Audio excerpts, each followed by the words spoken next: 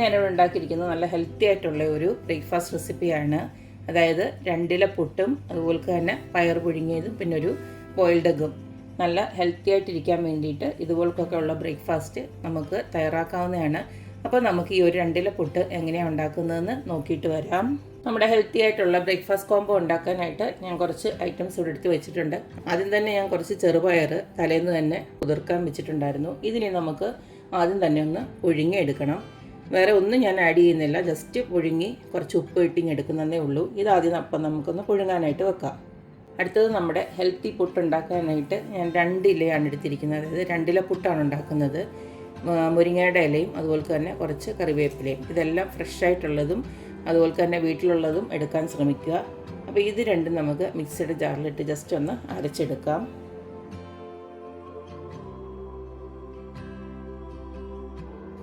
ഈ ഒരു രീതിയിൽ ഞാൻ അരച്ചെടുത്തിട്ടുണ്ട്.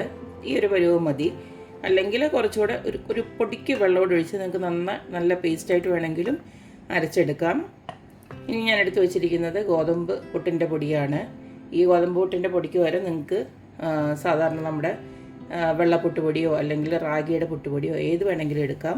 ഇനി ഇത് നമുക്ക് ഈ ഒരു അരച്ച് നമുക്ക് ഇതിലോട്ടൊന്ന് ഇട്ട് കൊടുക്കാം. ഇനി നമുക്കിതിലേക്ക് ആവശ്യത്തിനുള്ള ഉപ്പിട്ട് കൊടുക്കാം. ഇപ്പോൾ ഒരു 1/2 ടീസ്പൂണുള്ള ഇട്ട് കൊടുക്കുന്നുണ്ട്.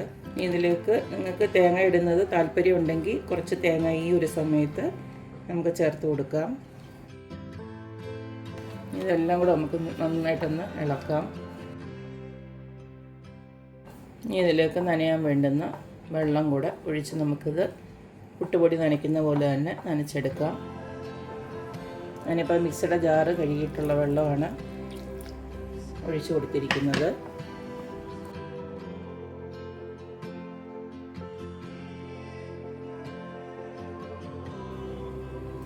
ഒട്ടുമേ കട്ട് കെട്ടാതെ ഇതുപോലൊന്ന് പുട്ടുപൊടി നനച്ചെടുക്കണം.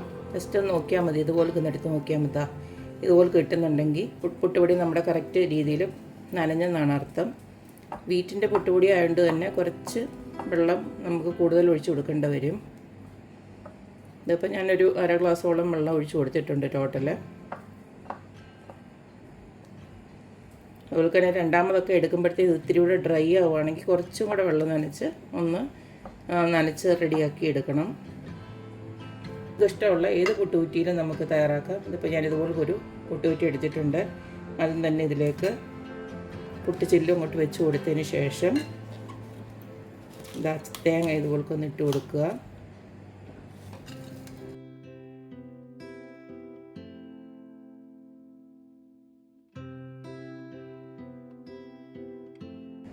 ഇതിനി നമുക്ക് ആവിയിൽ ഒന്ന് പുഴുങ്ങിയെടുക്കാം. അപ്പോൾ നമ്മുടെ പുട്ട് കുടത്തിലോട്ട് ഞാൻ വെള്ളം തിളപ്പിക്കാൻ വെച്ചിട്ടുണ്ട്. ഇതിനി നമുക്കൊന്ന് ഇറക്കി വെച്ച് കൊടുക്കാം. ഈ ഒരു സമയം കൊണ്ട് ഞാൻ ഒരടപ്പയിൽ പയറും വേവിക്കാൻ വെച്ചിട്ടുണ്ട്. അപ്പോൾ ഇതാവുമ്പോഴത്തേക്ക് പയറും ആയി കിട്ടും.